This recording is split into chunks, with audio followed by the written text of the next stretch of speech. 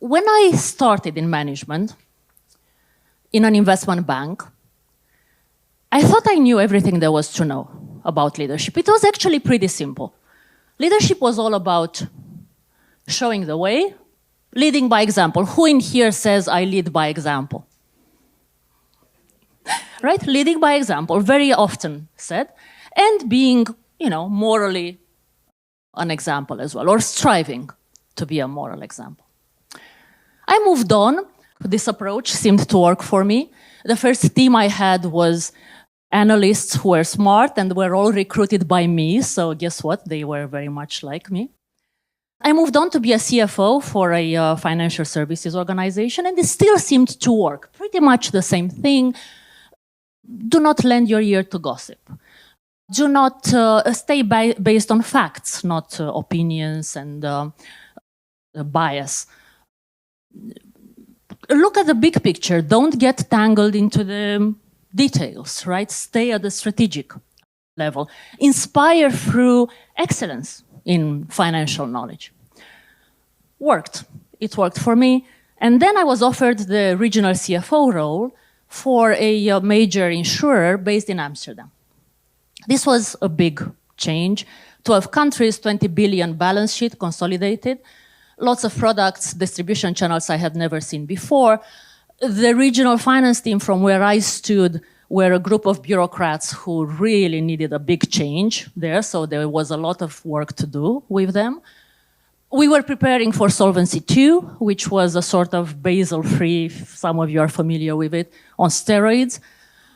Oh, and we were implementing a 300 million euro mammoth digital transformation program across the region that was basically turning every stone there was to turn in our operational systems. So all in all, an irresistible challenge, right? For someone who loved challenges and had usually won at them before. How do you think it went? I accepted the role, of course. How do you think it went? Who thinks it went very well? Optimistic, that's very nice of you, thank you. There's the gentleman in the front row. Now, that would be a funny narrative, wouldn't it? I did well, and then I did better, and then I did the best, thank you very much. No, this is the moment where the hero learns something, right? The hero takes a fall and learns something in their journey. And because it's a very good story, it's the all is lost moment. So I really thought I was in burnout about a year and a half later, and I really thought, this is it, I'm leaving, and I don't think anyone would have tried to keep me very much. Everything I thought I knew about leadership wasn't working. It felt like I had been handed this beautiful command deck with buttons and levers, but every time I pushed a button, nothing happened. Pull a lever, you're left with it in your hand. I didn't get followership. I didn't get my issues, my topics, my agenda, if you wish, which was not a personal agenda. It was what I wanted for finance. I wasn't getting it through. I wasn't getting people to follow me. I was wise enough not to blame people around me. I mean, this was not one of those toxic environments. These were mostly decent people who had been put under a lot of pressure and uncertainty and ambiguity. So yes, there was more politics than you'd even expect in a regional office. I blamed myself. I was not leader-like enough. I was not inspirational enough to really carry the day, because this is what books and talks and leadership development programs told us. Great leaders, right, carry the day. It doesn't matter if they were handed a very bad hand of cards. You still work with what you have. So maybe this leadership thing just wasn't for me. Now, what I was actually missing was a set of skills that I hadn't known I needed. I hadn't needed much until then. Things like political knowledge, things like knowing where the power lies, things like influencing others without authority, like issue selling, presenting, framing your issue so that it is adopted by others, creating alliances, networking. I didn't know any of these things. What I also was missing was a definition of leadership like this. which is actually, funnily enough, it's what researchers in leadership define it like. We don't agree about much, but this one we pretty much agree on. Leadership is an influence process, right? Influence and process are very important there. I don't see anything there about great. Do you? Don't see anything there about morality. Interesting, maybe for our panel discussion. It's a process whereby an individual influences a group to get to common goals. What I missed most importantly was this wisdom to realize that even with all those skills I just spoke about, I would still have probably done an okay job under those circumstances. And that was good enough. This is my assessment now. I'm in a PhD in leadership and many years later. Back then I struggled because nobody spoke about it like this. Leadership development, books, gurus never speak about these things, and they don't speak about them today. What they do talk about is a infantile, simplifying, moralizing view of leadership. A bit like if you started your adult life equipped with a view of society based on this. It's not wrong, it's just dangerously incomplete, isn't it? And I've interviewed a lot of leaders, recently finance leaders for my book that was just mentioned. And some of them struggle with this impossible ideal. Many of them actually still sort of live in this world, and they can do it because they can afford to ignore the subtleties, because they mostly rely, like I did for a long time, on expertise. Finance leaders, unlike, say, operations leaders or sales leaders, can rely on expertise only or mostly until much later in their career progression. And you know, it's not even about seniority either, because if you're, do we still have fintech founders, fintech leaders here? If you're a fintech leader, and I don't know what stage you're at, but you probably already start pretty early on, and say you have a background in finance, you start by leading people who are very different from you. I mean, you'll have, I don't know, maybe an academic who agreed to help you in the spare time, or a brilliant data scientist who, however, cannot work with any other human being, or a developer who is ebullient and great with people, but you know, has the attention of a goldfish. I'm stereotyping wildly just to make the point, right? And a few other people like that. So very early on, you have to use skills like influencing, because you don't really have a lot of formal power. They can step out the door at any time. Framing, telling the story, showing continuous optimism when maybe you don't really feel like it, right? Continuously selling and retelling the story of what you're doing and what is happening, sense-making, sense-giving. So a lot more than be morally right and be an expert in finance, isn't it? Leadership researchers have actually distilled a set of behaviors of leader behaviors that is shown to deliver in terms of followership. And there's almost 3,000 studies published to date in reputable journals on transformational leadership only. These are only the meta-analysis on it. So one of 127 studies showing that most relationships are positive between transformational leadership and employee creativity.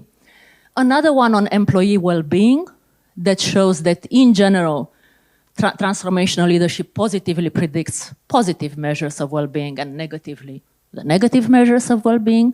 And maybe this one, the most comprehensive in the Leadership Quarterly, over 600 samples where they find not only that it works, but also the mechanisms through which it works, and that it delivers employee task performance. They work more and better. Citizenship behavior, they step in when it's not in their job description to do so, very important. And innovative behavior. Obviously, with only the first two, you won't get very far in our world. You want them to care about you and the company so much that they'll think, what else can I do? How can we do this better? How can we do this different? So transformational leadership seems to deliver all of this. It contains 4 buckets of behaviors. I'm not teaching, so I'm not going to go in detail here. But what you might notice is that these seem to be pretty simplistic too. So are we back in children book world? Like the leader should have strong values. Or, I don't know if you can see it here, helps me develop my strengths. Right? That sounds very idealized, doesn't it? What is important is to realize that all of this is in the perception of your followers. If they don't see your values as the right values, you might have very strong values, this is not gonna work. If they, or some of them, see that you help one develop their strengths but not the other, they might see it as favoritism, not as transformational leadership. So the perception is reality, the old dictum is very, very important. Anyway, what is more important, I think, is not whether it delivers, because if you are lucky enough to have a really inspiring leader, who had a leader that was truly inspiring? 1, 2, whew. That might say something about finance again. So if you are lucky enough to have an inspiring leader, you'd find that they more or less did these things. So this is not the interesting part. The interesting part is what makes this happen? What makes it possible? What stops it from being possible? What are the moderators, the antecedents, right? The boundaries? And obviously most of those 3,000 studies are about that. They can't all be about it works. Oh, it works also here. It works. They are mostly about when it doesn't work or when it works differently. So let me propose a simple, not simplistic, model of leadership that, and you know, we love a good acronym. So of course it's the LIFE model of leadership, where the interaction, the success of the interaction, in this case transformational leadership, depends on the leader, surprise, but also on followers, their intelligence, their personality, what implicit leadership theories they have, what are their ideas about what a leader looks like, how a leader behaves, and the environment. How much power do you have? The culture of the organization, the culture of the country. What is the business context? Are you losing money or not? Makes sense? Makes a lot of sense. Is it new? No. Surprising? No. What do we do most of the time? We ignore this bit and we focus on this one, right? Great leaders have the intelligence, the personality, the values, the psychological capital, which is a fancy word for energy, and the skills and experience to carry the day. Great leaders are great, always, right? Actually, life, like in my example, but many others, that life from before can make or break your leadership. Why is it important to keep that in mind? So that you don't get terribly smug when things go your way leadership-wise, and you don't get completely depressed when they don't, and you think it's all about you. This may sound like a small thing, but it is so important in how people's attitudes about continuing to invest in this leadership. And ironically, finance professionals are very well trained to think like that when it comes to investment returns, right? There's always, it's never entirely 100% your own merit or your own fault, but somehow they still fall prey to this illusion when it comes to leadership. Another moralizing prescription that I took very seriously. Great leaders let their actions speak for them. Walk the talk, or even better, walk no talk, right? And it's again something that finance leaders tend to do more because we like facts and figures and evidence. So not talking, and definitely no self-presentation talking. There's a dialogue in Plato's Republic that some of you might know, where Plato has Socrates talk with Glaucon, and obviously they use the famous Socratic method, and they arrive to the conclusion that the truly virtuous man, and it's always men because women had not been invented in Plato's time, right? So the truly virtuous man is someone who behaves exemplarily, but is not seen as is seen as the opposite, actually.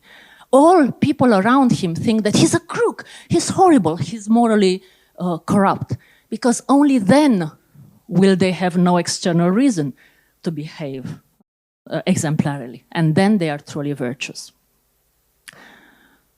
True, and we keep that view, Platonic view of virtue to this day, and it's true, and when it comes to virtue, it's not gonna get you leadership.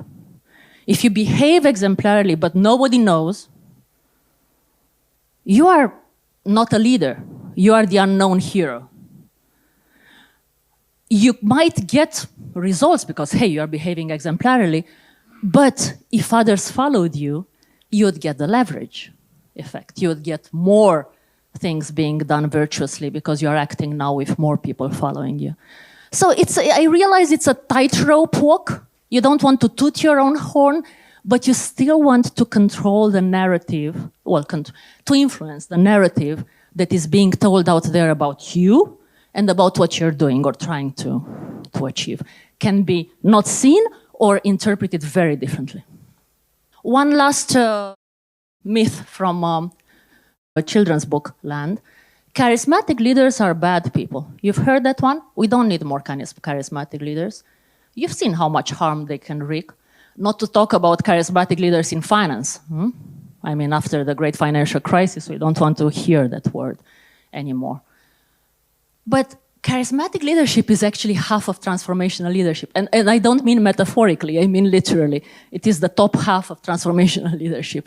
This is how it is defined. It's all about who the leader is and what the leader is trying to achieve and how inspired you are by this combo. And also there is very exciting, relatively recent research, mostly in the Leadership Quarterly, that's been taking causal inference very seriously, so no correlations, that is looking at a set of techniques called the charismatic leadership techniques that do deliver a lot of follower results in the direction we want them. Engagement, productivity, proactive behavior, they work for all sizes, small team to political leader, and in all media, face-to-face, but also online, also through social media. Quite a bit of research being done there. No, don't worry, we are not going through the detail here, but what is important to know is that, obviously, first of all, this is no rocket science. It is things you are familiar with. It would be strange if somehow charisma would be something you've never heard of. Right? So what is it? It's mostly about, here, this part is mostly about content, moral, value-driven content, setting high goals, confidence that goals can be achieved. You will get the presentation, of course. Expressing the group's sentiments, having strong moral conviction, all in the eyes of your followers, remember? And then rhetorical devices that we know well, and of whom I think the king and queen are metaphors and stories. But of course, other things. So again and again, when leaders use this combo in talking to followers, they get all those amazing results from before. Now, charismatic leaders are bad leaders. Let's not do it because it's dangerous, right? Did Gandhi use the CLTs? Yes, he's actually used as an example in many of these papers. Did Jim Jones, the leader of the 600 mass suicide in Jonestown, use the CLTs? Apparently, yes. He was communicating strong moral conviction. He was communicating high goals in the eyes of his followers. Does this mean that we should not try to develop and use charismatic leadership techniques? You know, it's a bit like saying, well, I have an overgrown garden, but I'm not going to buy a chainsaw because what if I want all of a sudden to saw my neighbor, the annoying neighbor, in two? The tool is the tool. The morals is in you. The moral and the ethics. Although we might think it does not work with finance employees, it actually does. Surprisingly, finance employees are among those who trust their employer the most. And that's a very good basis for charismatic leadership. And by the way, you owe your people a good show. You do. I mean, otherwise it's so boring. So, 4 takeaways. try to map your leadership experiences and that of others on that life model. I know it's simple, you don't think about it that way. Most books with war stories of leaders, they are useful. Okay, it's the experience of one person. They are useful as long as you think about the whole combo. So not only what the leader had, but what the context was, what sort of followers, what were their ideas about leadership, and so on and so forth. What was the power that the leader had? Leadership is not all in the leader. So stay humble when you win and be kind with yourself when you don't. I wasn't, I didn't, and I almost exited the leadership trajectory. Luckily, that's when fate decided to deal me another hand. This one was a royal flush. A lot of good things happened at the same time. My boss changed to an actual leader from more or less a human machine. The big $300 million euro project was cancelled, which meant that there was much less animosity and conflict in the region, which allowed me to actually think longer and start working on identity for finance in the region and start working on a vision. All the things that I partly didn't know how to, but also didn't have the time for.